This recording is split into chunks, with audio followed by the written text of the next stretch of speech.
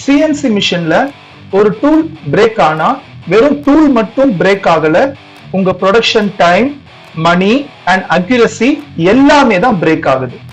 So ஒரு VMC மிஷின்ல tool break ஆகிறதுக்கான காமன் 5 ஃபேக்டர்ஸ் என்னன்றத இந்த வீடியோல சொல்றேன், ஸ்கிப் பண்ணாம பாருங்க.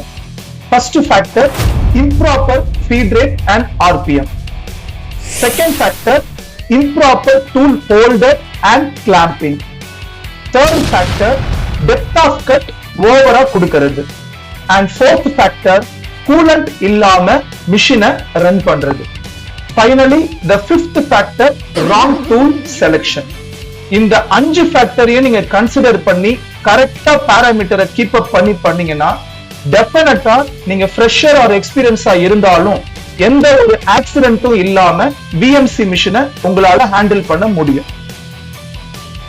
இந்த மாதிரி இண்டஸ்ட்ரியல் சீக்ரெட்ஸை ஸ்டெப் பை ஸ்டெப் கத்துக்கணுமா? ஃப்ரெஷரா இருந்தாலும் சரி, எக்ஸ்பீரியன்ஸ் ப்ரொஃபஷனலா இருந்தாலும் சரி, மிட்டி டெக்னிக்கல் ட்ரைனிங்ல ஜாயின் பண்ணுங்க. 30 to 45 டேஸ்ல ஆபரேட்டரா மட்டும் இல்லாம, செட்ரா மட்டும் இல்லாம ஒரு ப்ரொஃபஷனல் சிஎன்சி மிஷினிஸ்டா உங்க கெரியரை சேஞ்ச் பண்ணுங்க.